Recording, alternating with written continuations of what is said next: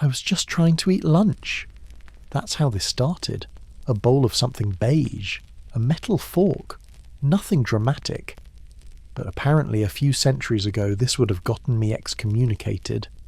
So, welcome. You found Yawnumentary, where history's weirdest moments get served cold. If you like peculiar facts told very quietly, you might consider subscribing. It helps us stay awake while you fall asleep. Now, back to the fork. You sit down to eat. Simple. A table, a plate, some food you hope is cooked. You reach for your fork, except you're in the 11th century Venice, and that move just made you suspicious. Because here, cutlery is a statement, a two-pronged insult to divine design. People are watching, clergy are judging, God is disappointed. Why? Because your fingers were already holy, and now you've brought a tiny red trident to dinner. Hot take, that's the devil's utensil. Before it was Satan's cutlery, it was Roman convenience. Ancient Romans used forks, two tines, bronze, elegant enough to stab olives. But then they vanished. Centuries of finger food, whole empires eaten by hand. Until the fork returned. Not in Rome, but in Byzantium, where everything came back a little more dramatic. You're at a noble banquet. The food is rich. The garments are heavier than the conversation. And then a glint of gold. A woman picks up her meal with a tiny delicate fork. People stare. This is not a hand. This is not a spoon. This is suspicious. The church takes note. A utensil with prongs looks a lot like pride. Too refined, too precise, too foreign, and most importantly, not blessed by tradition. Why use a fork when God gave you fingers? Unless you're trying to outdo God. The year is 1005. You're in Venice, and someone's getting married. A Byzantine princess, Theodora Dukaina. She arrives with gold, perfumed sleeves, and a fork. Not just any fork. A golden, two-pronged fork crafted in Constantinople. She lifts a fig with it, places it delicately in her mouth, and somewhere a bishop faints. The clergy are scandalized. The guests are confused. The fig is delicious, but the damage is done. This utensil, unnatural, vain, sinful. A few years later, Theodora dies of illness, and the church says it's because of the fork, a divine punishment for eating like a heathen. The lesson was clear. Use your fingers, or face eternal consequences. Before the fork was feared, the spoon was trusted, revered. Even while one was seen as invasive, the other was comforting, acceptable, spiritual. You could bring a spoon to church. You could give one to a child. No one questioned it, because unlike the fork, the spoon didn't pierce, it cut, and history prefers things that cradle, not stab. Spoons are old, older than most things, still in your kitchen. The earliest ones were carved from wood, bone, shell, whatever could hold liquid without leaking. Ancient Egyptians buried spoons in tombs. Ancient Greeks used them for medicine and honey. Medieval monks used them to portion porridge. Spoons were familiar, quiet, soft around the edges. They looked like humility. When Christianity spread, spoons kept their reputation. Baptismal spoons were common. Liturgical spoons appeared in Eastern Orthodox ceremonies, used to administer sacramental wine. A fork in church would have looked like mockery. A spoon That was mercy in utensil form. Parents handed spoons to babies, not because it was safe, though it was, but because it was normal, a sign of gentleness, an introduction to civilization. The phrase "born with a silver spoon" wasn't about privilege at first. It was about purity, cleanliness, being raised properly, with the right tools. Spoons didn't interrupt tradition, they fit inside it. You could stir soup with one, eat gruel, feed the sick. There was nothing threatening about a spoon. It didn't challenge your fingers. It didn't suggest you were better than your hands. It just offered a way to move things from bowl to mouth without spilling. Even the design was non-confrontational. One smooth curve. No edges, no risk. A spoon was essentially a bowl you could hold, a container for nourishment, a helper, not a statement. So while the fork was being judged, sermonized against, banned from weddings and cursed in deathbeds, the spoon was everywhere, undefended, because it never needed defending. It had no agenda, and that, more than anything, made it powerful. You weren't supposed to question your hands. They were enough.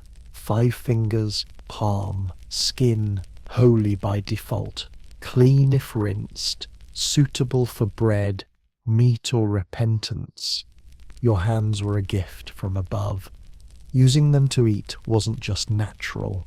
It was obedient, humble, correct. Then came the fork. Not all at once. Not everywhere. Just a whisper at first. A visitor from the East. A merchant with strange manners. A noblewoman who brought her own cutlery. 2 slender prongs. Polished. Deliberate. She didn't tear bread. She pierced it. She didn't pick up figs. She speared them like a soldier in a fruit war. And people noticed. The clergy were the first to speak, not loudly, but with tone, the kind of tone that suggests disappointment without raising a voice. Some among us, they murmured, have forgotten the gifts of creation. Forks, they explained, were unnecessary. Worse, they were theatrical, a performance of refinement, a rejection of the divine hand. It became a matter of optics. A man eating with his fingers was honest. A man using a fork, that was someone trying to be more than human, more than humble, someone who thought the body needed upgrading. Church officials warned that the fork was a symbol of vanity. It encouraged pride. It dulled gratitude. When you eat with your hands, you feel the food, its texture, its warmth, its weight. You connect. When you eat with a fork, you stage it. You distance yourself. You pretend not to be an animal.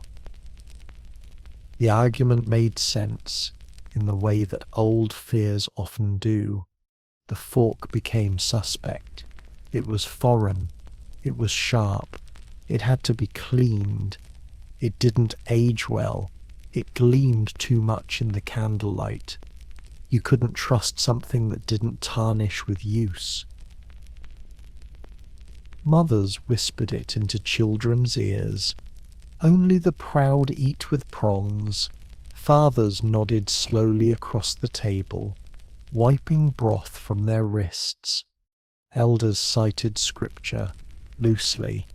Something about the hand being the servant of the soul. Something about separating oneself from the act of eating being unnatural. Soon the fork wasn't just an object. It was a signal.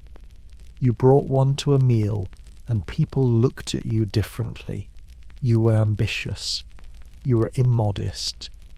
You probably had opinions about art. You probably read. You probably washed your clothes too often. In some towns, owning a fork was fine, as long as you didn't use it like a cursed relic tucked in a drawer, something you'd received from a distant relative who didn't know better, something you might need someday, but not now, not here, not at this table. Because here we eat with what God gave us, and what God gave us is sticky, fallible, beautifully flawed, forkless, and forgiven. It's the 14th century now. Northern Italy. The Renaissance hasn't quite arrived, but manners are already complicated, and somewhere between social climbing and actual climbing, forks begin to resurface. It starts in the courts, not the legal kind, the ones with chandeliers and soup courses, wealthy families, silk sleeves, long dinners, the kind where no one's really hungry, but everyone wants to be seen chewing slowly. And somewhere between the roasted game and the fruit compote, forks appear again, quietly, like contraband. They aren't common, not yet, but they're tolerated in small, uncertain circles. If you're rich enough, odd behavior becomes charming. You can bring your own fork, and people won't gasp. They'll just raise an eyebrow and mention it later. Did you see what he used to eat, the pears? A pause. Yes, one of those things. Florence flirts with the fork. Naples flirts harder. In Venice, the memory of Theodora still lingers, like a ghost in a gold dress. But elsewhere, nobles are willing to try. The utensils come in silver, bronze, ivory, some with carvings, some with stories. But they're all quietly scandalous, because the question still hangs in the air. What does it say about you if you won't touch your own food? Church authorities are not pleased. They issue reminders, not laws, just suggestions, wrapped in disapproval. They reference tradition. They cite modesty. They compare the fork to unnecessary jewelry. A thing that adds nothing but distance. A thing that disrupts the relationship between human and harvest. And yet, forks keep showing up. At first it's just the decadent few. Then it spreads like gossip. Like lace. A merchant brings one back from Constantinople. A poet writes a love letter and mentions his lover's graceful use of a fork. A cook sees someone slice ravioli without smearing anything on their sleeves and quietly questions everything he thought he knew about etiquette. Still, most people resist. There's no public outrage, just a long, quiet sigh of judgment. You can use a fork, sure, just don't do it in front of your grandmother or your priest or anyone who might report you to either. Forks are tolerated but never embraced, like a cousin with strange hobbies, like a rumor you don't want to believe but keep hearing anyway. They stay on the fringes of respectability, elegant, foreign, suspicious, and always, always optional. You start to notice a pattern. The more someone insists on using a fork, the more they seem like someone who doesn't want to be here. Not in this town, not in this century, not at this messy, beautiful, sauce-stained table. They want something else. something polished, controlled, easy to clean, something that doesn't involve touching. Now it's the 1400s, France. The court of Henry II smells like perfume, wet stone, and passive aggression. Everything is embroidered. Everyone is judging everyone else's sleeves. And into this atmosphere of powdered tension walks Catherine de' Medici, Italian noblewoman, political strategist and unrepentant fork user. She brings her own utensils, not just forks but knives with matching handles, tiny spoons, elaborate napkin folds. She doesn't just eat, she dines, and the French take notice. Not in a good way. To them, the fork is foreign. It's an affectation, a little too precious, a little too clean. Food, after all, is supposed to be an experience, not an operation. You tear bread, you dip with vigor, you use a knife for what knives are good for, pointing, gesturing, and occasionally buttering something. The fork, on the other hand, feels scripted, contained, and worst of all, Italian. But Catherine is undeterred. She stages formal dinners, introduces tablecloths, normalizes etiquette. She believes in forks the way some people believe in astrology, as a way to bring order to chaos. And slowly, very slowly, the court begins to fold. Some resist. Forks clatter awkwardly in unfamiliar hands. People stab too hard, or not hard enough. Whole artichokes go airborne. There are rumours of wrist injuries, a minor scandal involving a duck confit and someone's eye. But the damage is done. The fork is here, and it has royal backing. Still, adoption is uneven. The upper crust nobles, poets, diplomats begin to experiment. They hold it delicately as if it might bite. The middle class watches and copies, with delay. And the lower class? They don't even bother pretending. Hands are faster, cheaper, easier to replace. The clergy, meanwhile, grumble. Forks remain untrustworthy. Their shape is too suggestive, their purpose too indirect. Sermons begin to imply that those who rely on utensils are weak in spirit, detached from the earth, not present with their meal.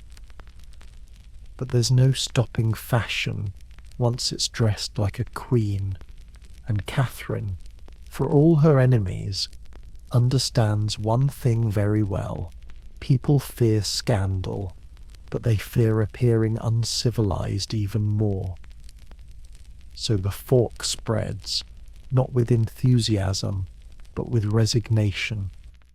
It becomes one of those things people do to avoid being talked about. You use a fork, not because you believe in it, but because you don't want to be the last one not using one. It's still awkward, still faintly ridiculous, but in 16th century France, that's basically tradition. It's the 1600s now, England, a land of muddy shoes, cold meat, and pride in discomfort. The Renaissance has technically arrived, but you wouldn't know it from dinner. Tables grown with food, but formality? That's for the French, and the Italians, and anyone who cares too much about soup stains. Forks have started making quiet appearances in Europe, but not here.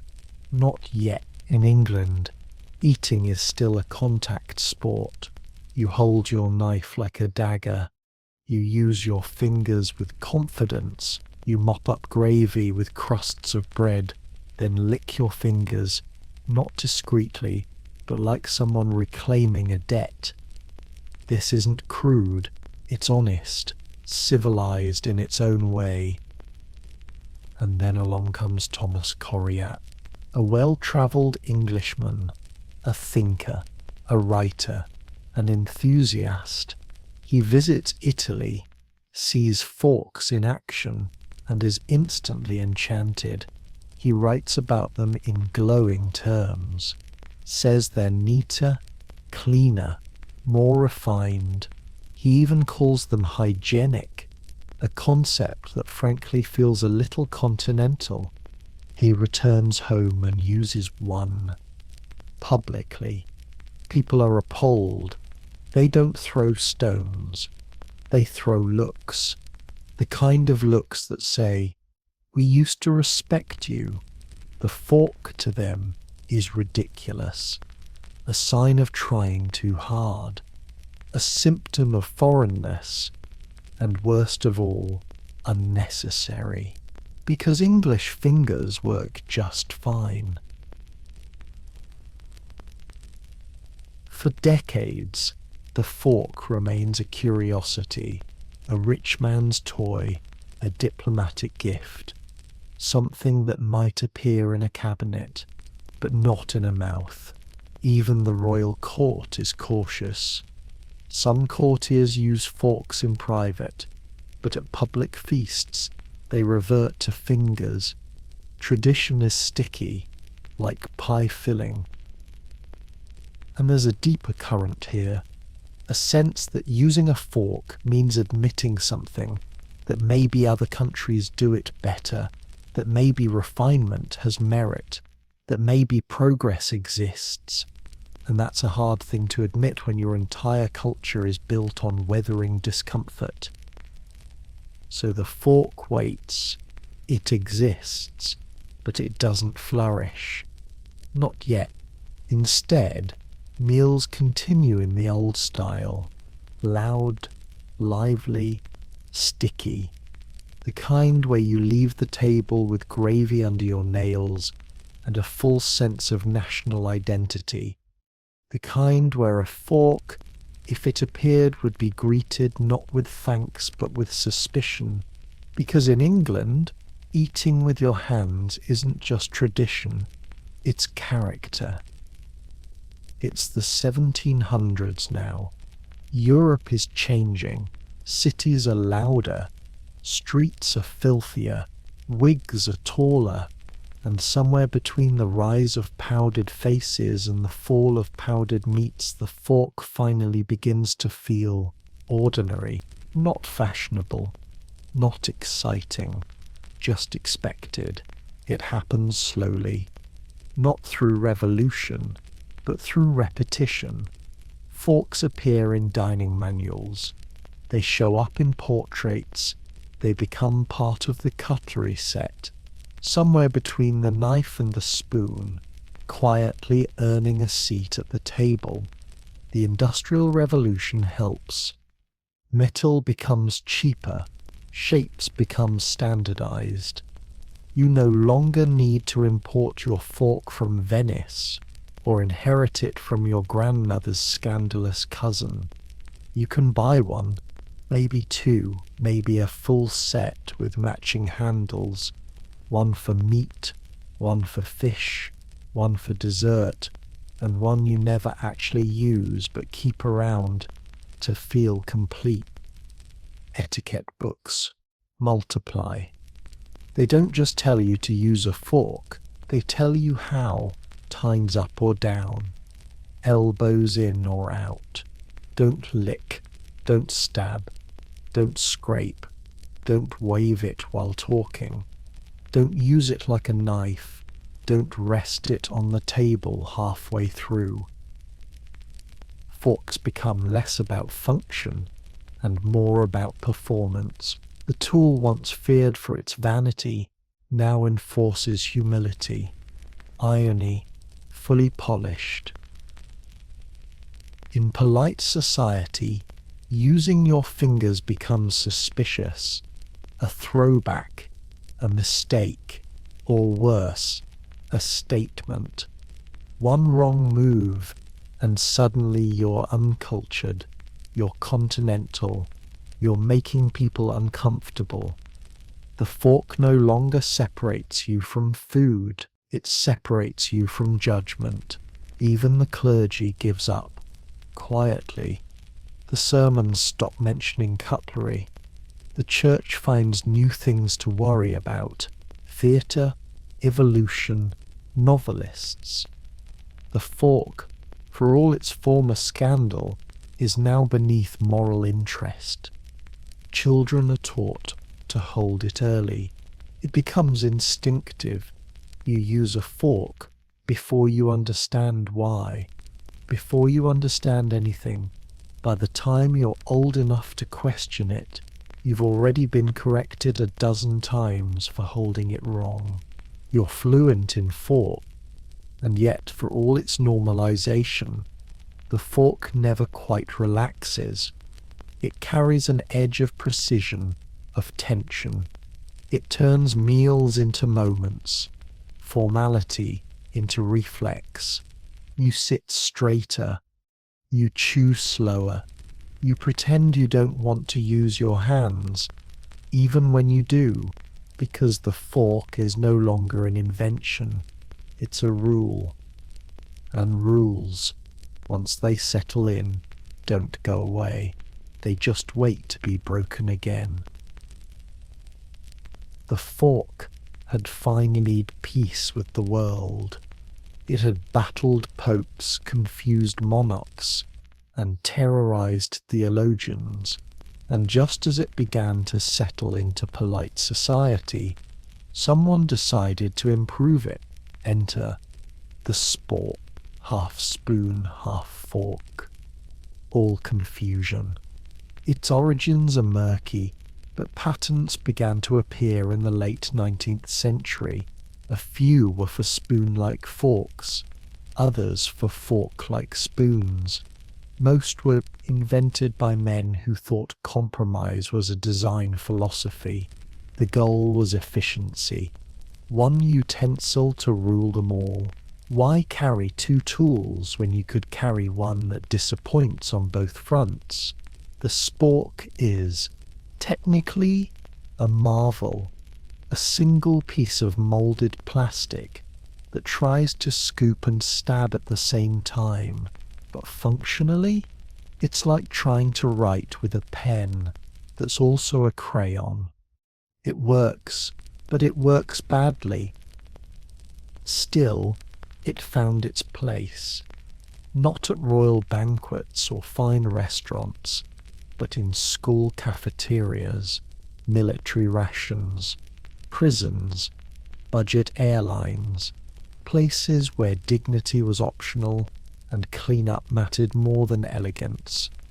The spork was ideal for institutional eating, not because it was good, but because it was cheap, stackable, and unlikely to cause injury. It became a symbol of compromise, the utensil equivalent of don't make a fuss. Not elegant, not offensive, just present, always included, never invited. Designers tried to elevate it.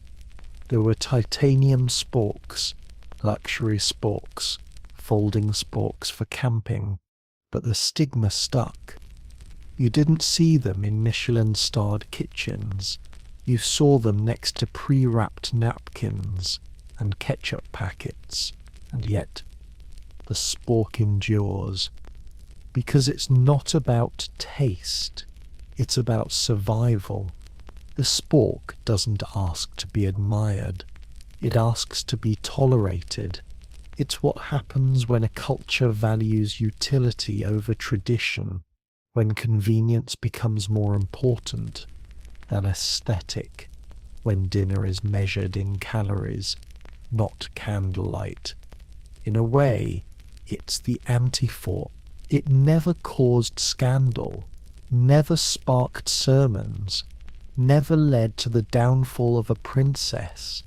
No one fears the sport, but no one loves it either. It just persists, like a typo in a very old recipe, too late to fix, too small to matter, too familiar to erase. Today, you don't think about the fork. Not really. You pick it up. You eat. Maybe you hold it a little awkwardly. Maybe someone corrects you. Maybe they don't. Either way, it's ordinary, invisible, expected. But that's the trick, because for something that once caused scandal, the fork has become deeply quiet in its judgment. It no longer needs permission to be on the table. It just waits for you to use it wrong. Etiquette never died. It just got subtler. Which hand you hold it in, whether the tines face up or down, how you rest it, when you pause, how you finish a meal. These aren't questions of utility, they're signals, codes. The difference between being polite and being noticed. In Britain, forks are held in the left hand. In America, they switch to the right. Some say this is about efficiency. It isn't. It's about tradition, about inherited gestures that signal who taught you to eat and what that says about everything else. You see it at weddings, job interviews, formal dinners where no one is hungry but everyone is performing. A fork placed incorrectly can unravel an entire impression. You could have read the books, worn the suit, made eye contact, and still failed because of where your index finger landed on a piece of polished steel. And this, perhaps, is the fork's final form, not as a symbol of pride, or sin, or innovation, but as a whispering reminder of belonging. You're not judged for having one, you're judged for using it differently. It's the tyranny of tiny things, a silent class system in your cutlery drawer. We like to believe the scandal has passed, that we're beyond caring about forks, that we're too modern to notice. But we do notice. We always notice. And somewhere, deep in your muscle memory, you probably already corrected yourself. The living weren't the only ones with opinions about forks. Sometimes the dead got them too. Across centuries and civilizations, it wasn't uncommon to bury people with eating tools, not always out of sentiment, sometimes out of fear, sometimes as insurance, sometimes because the afterlife was imagined as just another dinner you didn't want to show up to unprepared. In ancient Rome, spoons and knives were frequently placed in tombs, not just as status symbols but as practical offerings, a way to say, here, in case you're hungry later. Forks were rarer, but when they did appear, they came with meaning. They weren't gifts, they were warnings. In parts of Eastern Europe, small pitchfork-shaped objects were slipped into graves during the Middle Ages, not to help the dead eat, but to keep them occupied, distracted, pinned down. Folk belief said that certain restless souls might claw their way back, so they were given something to hold, something to do, something mildly frustrating. The fork, once feared as prideful in life, became a containment strategy in death. In German folklore there were tales of Nachtsarer, corpse eaters. The idea was that some dead, left improperly buried, would gnaw through their shrouds, consuming themselves or their family by proxy. One solution: jam a metal fork in their mouths before burial. It wasn't poetic, It was practical. If the dead wanted to chew, they'd have to chew steel. Even outside of superstition, utensils in graves sent signals. In some early Christian burials, cutlery showed the deceased had lived a civilized life, or at least pretended to. You might find a spoon next to a saint, or a knife beside a noble, but a fork, that was still new, still suspicious. If it was there, it meant something. No one buried a fork by accident.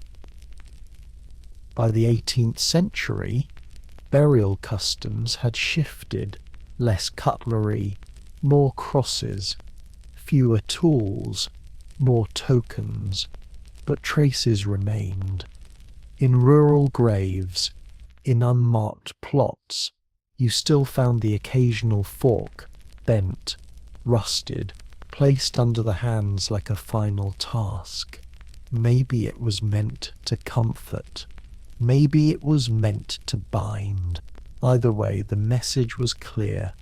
You take your table manners with you, even underground.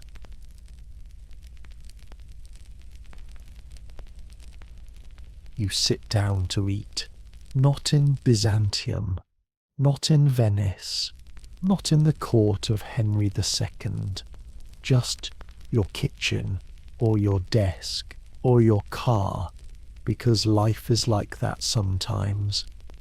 And there it is, the fork.